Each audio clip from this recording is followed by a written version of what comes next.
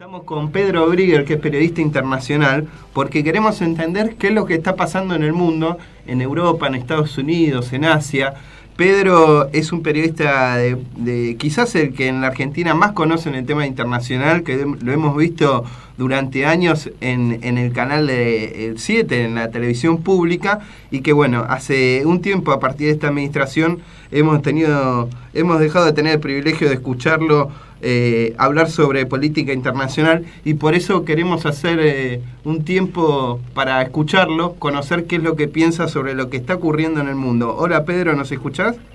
Sí, perfectamente, Lucas, un gusto conversar contigo, y aprovecho para decirle a los oyentes que pueden seguir el portal de noticias que yo dirijo, que se llama nodal.am, que es Noticias de América Latina y el Caribe, como para no perder esta conexión. Y además estoy en el programa de Roberto Navarro en C5N los domingos a la noche, en varias radios, así que sigo conectado, pero es verdad que no estoy más después de 12 años en la televisión pública, como bien dijiste, pero pensando el mundo muy de cerca. De hecho, mañana estoy viajando a España, porque este fin de semana hay elecciones muy importantes en España, porque hace meses que no se puede formar gobierno, porque las elecciones anteriores dieron como resultado que 4 formaciones políticas tuvieron representación parlamentaria y ninguno pudo formar gobierno, porque les recuerdo a los que nos están escuchando que en un sistema parlamentario como el español,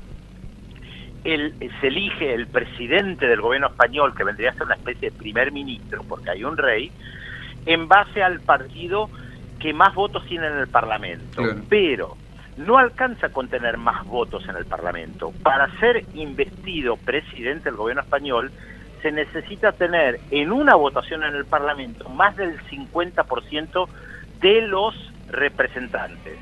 El Partido Popular tuvo cerca del 30% de los votos y no pudo formar una coalición que le permitiera formar gobierno, porque no le daban los votos, porque en segundo lugar salió el Partido Socialista, en tercer lugar, y esta es la sorpresa interesante, una nueva formación política que surgió hace apenas 2 años, que se llama Podemos, y en cuarto lugar, una formación de centro-derecha que se llama Ciudadanos.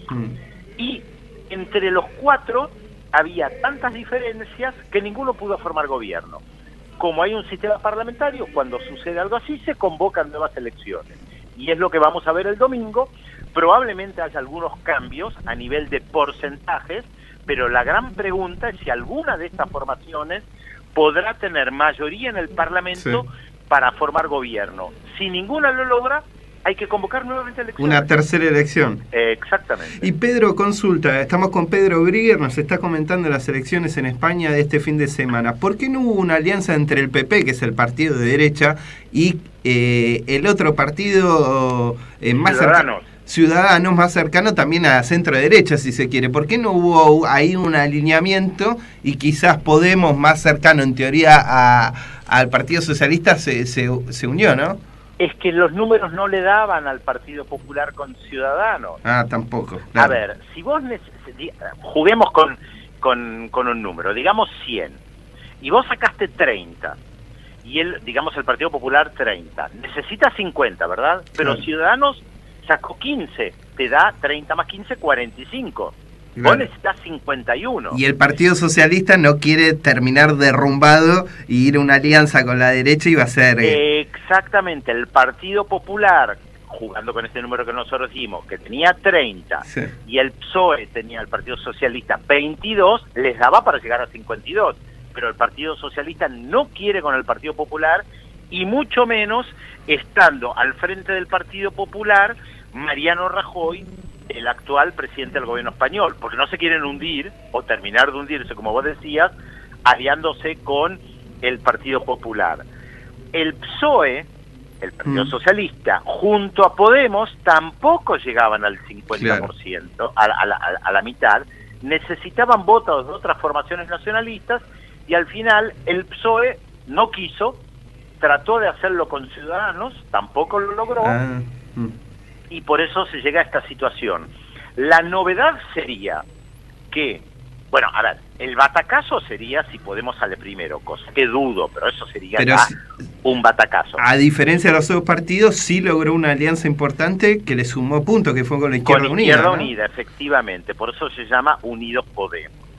Ahora, si Unidos Podemos... Esto es lo único nuevo en este escenario de esta segunda elección. Efectivamente. Y que salga segundo y que entre Unidos Podemos y el PSOE y algunas fuerzas nacionalistas de otras regiones tengan mayoría. Pero ahí hay que ver si el PSOE, el Partido Socialista, está dispuesto a que forme gobierno Podemos. Esto es la aritmética electoral en una situación realmente muy particular, muy trabada. Yo siempre digo, no hay que adelantarse, hay que esperar el resultado electoral, ahí seremos todos mucho más inteligentes para poder saber hacia dónde vamos. Pero que hay una situación extremadamente trabada, no cabe la menor duda. Y Pedro, ¿por qué un partido recién nacido, o sea, 2 años nada más, Podemos a la cabeza Pablo Iglesias, un universitario y el resto de su grupo también bastante jóvenes, en mayoría que vienen de las universidades, ¿por qué dan este batacazo en tan poco tiempo? Ha logrado surgir un nuevo partido con nuevas caras, con chicos jóvenes, y le ha ganado, por ejemplo, al Partido Socialista, que hoy está en una tremenda crisis. O sea, ha perdido los votos del Partido Socialista y se han ido en Podemos. ¿Por qué la sociedad española está eligiendo a un nuevo partido? Yo creo que para comprender eso hay que tomar en cuenta lo que pasó en el año 2011, que fue esa gigantesca movilización en toda España, principalmente en Madrid, cuando tomaron las plazas y la Plaza del Sol, que es el centro neurálgico de Madrid, con protestas en contra de las políticas neoliberales. En ese momento estaba el Partido Socialista. Claro. La movilización fue gigantesca. Protesta por los altos niveles de desempleo, por los altos niveles de desempleo juvenil, por la gente que no puede pagar las hipotecas, por los problemas sociales tremendos, por los recortes sociales, por aplicar, en síntesis, las políticas neoliberales. O sea, un partido socialista asumió las recetas neoliberales. Tal cual, los partidos socialistas en Europa hace varios años que ya están aplicando casi las mismas políticas que los partidos conservadores, con algunos cambios, con algunos retoques. En líneas generales están aplicando las mismas políticas. Y esto los está afectando, sin lugar a dudas. A raíz de las movilizaciones del 2011, un grupo de gente, de jóvenes, como bien decías, empezó a juntarse y dijo, tenemos que buscar una respuesta a esta crisis política. Y efectivamente fueron ellos los que lograron en el año 2014, a través de una elección al Parlamento Europeo, sacar 5 eurodiputados. Fueron la gran sorpresa. Yo estaba en Madrid en ese momento para las elecciones de los eurodiputados. Fueron la gran sorpresa y ahí comenzó el despegue de Podemos. Salieron 4ª fuerza en España, 3ª fuerza en Madrid. Claro. Esto fue lo sorpresivo, lo novedoso, lo que rompió la política tradicional. Estamos pensando de una formación política, como bien dijiste, Lucas, que surgió hace apenas 2 años. No se da todos los días algo así, que en apenas 2 años construir una fuerza política en todo el país y que hoy estás disputando cabeza a cabeza con el Partido Popular. Sí. ¿Y crees que lo que estuve viendo en las encuestas que dieron a conocer en el día de ayer, a diferencia de los otros partidos, Podemos sí está creciendo en cantidad de intención de votos, por lo menos? ¿Y crees que algún acercamiento con sobre todo con la figura del Papa Francisco, que ya prometió recibirlos en septiembre, bueno, nosotros como Alameda hemos estado en España y hemos tenido encuentros con ellos, ¿puede haber un crecimiento más alto de Podemos? ¿Hay nuevas estrategias dentro de Podemos para finalmente hacerse del poder en España? El problema, Lucas, es que el Partido Popular tiene una base de 30% muy difícil de horadar. Claro. Entonces, ¿cómo hacer? A ver, uno puede decir 30%, escucha 30% y piensa bien, en el resto falta son 70% que están en contra. Sí, pero esos 70% que están en contra no están todos unidos como para formar un gobierno. Ese es el gran problema. Entonces, es lo que yo te decía antes, hay 4 formaciones políticas con fuerte representación parlamentaria y donde el Partido Popular no logra caer del 30%, o se puede decir, el resto no logra debilitar ese 30% y crecer de tal manera que efectivamente pueda superar la fuerza que hoy por hoy tiene el Partido Popular. Esto te muestra un sistema político muy fragmentado, te muestra también que cuando se salió de la dictadura no se hizo un balance real de la dictadura, no se castigó a aquellos que participaron en la dictadura, y ahora, retomando lo que vos decías respecto al Papa Francisco, me parece muy interesante que el Papa Francisco mire hacia el fenómeno de Podemos, porque en más de una oportunidad se ha manifestado públicamente en contra de las políticas neoliberales que afectan tanto a las personas, que no miran solamente, porque los políticos neoliberales por lo general miran números. Claro. Si cierran las cuentas fiscales, si cierra el déficit fiscal, si cierra el tema de la inflación, pero no importa si le cierra a la gente. Salvar a los bancos, ¿no? Como dice el Papa, están más preocupados en salvar a los bancos que salvar a las personas, ¿no? Exactamente. Entonces, si acá se trata de salvar a las personas, está claro que hoy en España lo representa Podemos. Claro. Sí. Y el PP justamente gana en aquellos pueblos donde justamente hay una alianza en la iglesia mucho más fuerte, más conservadora, más tradicional, ¿no? Y Podemos se ha hecho fuerte, como vos señalás, en Madrid, en las ciudades quizá más como Barcelona, más urbanas internacionales, ¿no? El tema, Lucas, que en las ciudades por lo general hay movimientos sociales. Claro. Los pequeños pueblos son muy conservadores, en los pequeños pueblos no hay tantos problemas como en las grandes ciudades, por ejemplo, de desalojos. Claro. El boom inmobiliario se dio en las grandes ciudades. Los desahuciados, ¿no? Como los llaman. Los desahuciados, como lo llaman, los desahucios, como lo llaman ellos, sí. Que tiene que ver con la gente que le prometieron el oro y el moro, le dijeron tomen hipotecas, van a poder pagar, van a crecer siempre, y después se encontraron con la quiebra de los bancos, la quiebra del sistema social, la falta de trabajo y miles de personas que no pudieron pagar más sus hipotecas y fueron desalojados. Cuando fueron desalojados, o desahuciados como lo llaman los españoles, ahí surgió algo muy interesante, que es el movimiento en contra de los desalojos, claro, en muchas ciudades, y principalmente en las grandes, en Madrid y en Barcelona. Y de hecho, hoy la alcaldesa de Barcelona se llama Ada Colau, claro, y ella era una dirigente social de un movimiento que luchaba en contra de los desalojos. Claro. Eso la catapultó. Ahora, el movimiento social la llevó al lugar ejecutivo, ¿no? La llevó a la política. Exactamente, a la alcaldía. Unos años atrás, Ada Colau era conocida como una dirigente de un movimiento social que luchaba en contra de los desalojos, y hoy es la alcaldesa de Madrid. Claro. Esto te muestra la profunda crisis social, obviamente, que hay en España, como para que llegue alguien de un movimiento social en contra de los desalojos a la alcaldía de la segunda ciudad, o casi la primera más importante de España. Y por eso también se nota los movimientos sociales. Por eso también se nota el odio de los medios de comunicación, permanentemente una campaña furiosa contra Podemos por el peligro que genera que ya están gobernando y que puedan gobernar ya todo el país, ¿no? Pero sin lugar a dudas, un odio fenomenal, sí, en contra de Podemos, en contra de los movimientos sociales.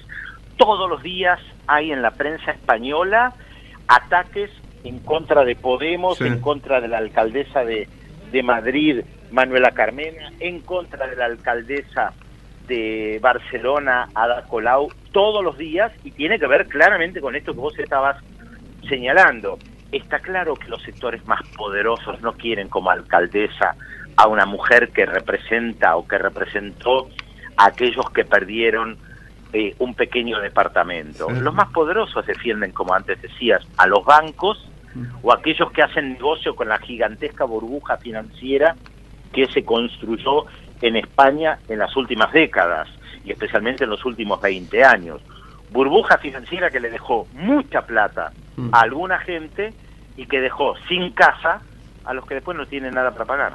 Estamos con Pedro Brigger, periodista dedicado a la política internacional. Y Pedro, nos corremos un cachito a la bota de Europa, en Italia. Hay un movimiento muy similar a Podemos, o que uno ve desde la Argentina similar, que es el Movimiento 5 Estrellas, y que acaba de ganar la alcaldía de Roma y también la de Turín. Contanos cómo es también el proceso del Movimiento 5 Estrellas allí en Italia. Yo creo que hay puntos en común, y es que los movimientos en España y en Italia reflejan la crisis profunda de los partidos políticos tradicionales. En Italia, el sistema de partidos políticos tradicionales se descompuso por sus propios problemas. De hecho, después de la Segunda Guerra Mundial, la estabilidad, si es que se puede hablar de estabilidad, en Italia la daban la democracia cristiana, el Partido Comunista y el Partido Socialista. Estos tres partidos prácticamente desaparecieron del escenario político, o se reconvirtieron, pero básicamente te diría que desaparecieron. ¿Esto qué provocó?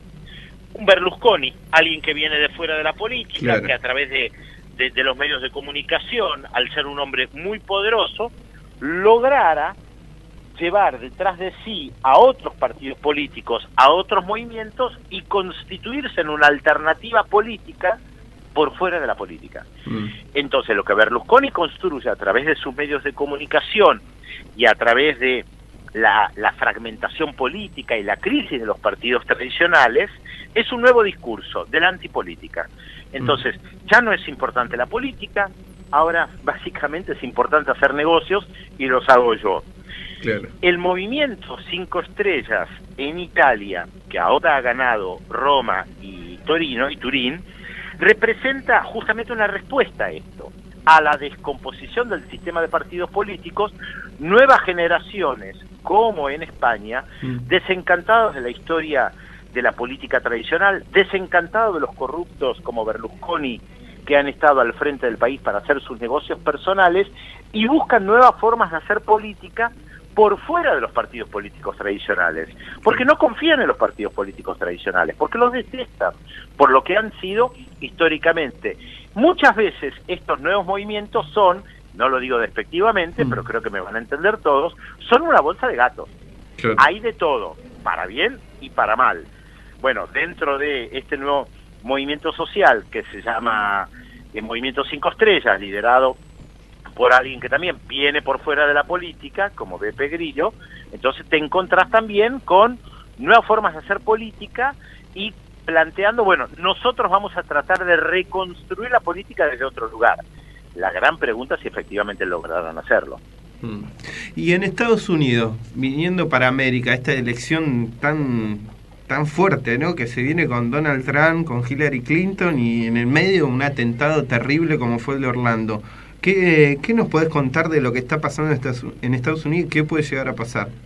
Bueno, fíjate que acá nos encontramos con algo similar también, porque Donald Trump representa a alguien que viene de afuera de la política y que lo que él simboliza es también el rechazo a la historia política tradicional de alguien que viene y dice, yo voy a patear el tablero. Y también en Estados Unidos hay mucho rechazo a los partidos políticos tradicionales, en este caso demócratas y republicanos, y es lo que permite comprender el ascenso de Donald Trump, alguien que se instala en el Partido Republicano, pero también proviene de por fuera de la política, que quiere patear el tablero. Solo que en este caso, a diferencia de España y de Italia, lo que vemos es un hombre con expresiones racistas, machistas, de extrema derecha en muchos casos, y que se instala en un partido de derecha que ya tenía sectores de extrema derecha. Ahí yo te diría que está la gran diferencia entre un Donald Trump hoy en Estados Unidos y el fenómeno de Podemos y de Beppe Grillo en Italia. Y el peligro de que gane Donald Trump, puntualmente en la carrera armamentista, en esto de construir guerra, en la industria de la guerra, de las armas, que tanto viene denunciando el Papa Francisco, ¿se potencia con Donald Trump en el poder o en ese caso Hillary Clinton también comparte posiciones con Donald Trump y Bernie Sanders representaba quizás algo más parecido a Podemos o Movimiento 5 Estrellas en Estados Unidos. Hillary y Donald Trump, ¿en eso se parecen mucho? Yo creo que es verdad lo que decís. Creo que Bernie Sanders, el candidato dentro del Partido Demócrata, con posturas más progresistas, representaba una línea, por supuesto, mucho más cercana a lo que plantea el Papa, sin lugar a dudas, por más que vengan de historias completamente diferentes. Y Donald Trump y Hillary Clinton marcan una continuidad con la política tradicional. El problema es que Donald Trump es un tiro al aire y nadie sabe para dónde va a ir. Ni los republicanos. ¿Cómo? Ni los republicanos saben. Ni los republicanos, claro. Por eso plantean tanta reticencia a Donald Trump, porque, como te decía, es un tiro al aire. Entonces, ¿puede llevar adelante más guerras? Y pues nunca se sabe en la historia de los Estados Unidos. Las guerras han sido partes casi fundamentales de su historia. Entonces, una persona que además está a favor del uso de armas de fuego por todos lados, claro, y que tienen los lobbies armamentistas detrás, sin lugar a dudas es muy peligroso. Pedro, muchísimas gracias por todo este tiempo. Hicimos una larga entrevista muy interesante. ¿Y dónde podemos seguir todo tu trabajo? ¿En qué portal? Nodal.am, es muy sencillo, Noticias de América Latina, son 5 letras, nodal.am. Y por otra parte me pueden seguir por Twitter a Nodal, es @infonodal, también una dirección muy sencilla, también en Facebook. Así que hay varias formas de seguir lo que estoy haciendo. Tomen en cuenta que Nodal es un portal dedicado exclusivamente a América Latina y el Caribe. Bien. Y es la primera vez que hay un portal de noticias dedicado a la información de América Latina y el Caribe en la región, con información básicamente de la región. Esto es novedoso. Bien, y vamos a seguirte ahora que estás viajando mañana a España. Vas a escribir todo lo que va a ser la selección en España allí, ¿no? Seguramente comentaré mucho a través de mi Twitter, Pedro Briguero OK, fácil de seguir también. Bien. Y algo en Nodal haremos, por supuesto. Muchísimas gracias, Pedro, y buen viaje. Gracias a vos, Lucas. Un abrazo grande. Hasta luego.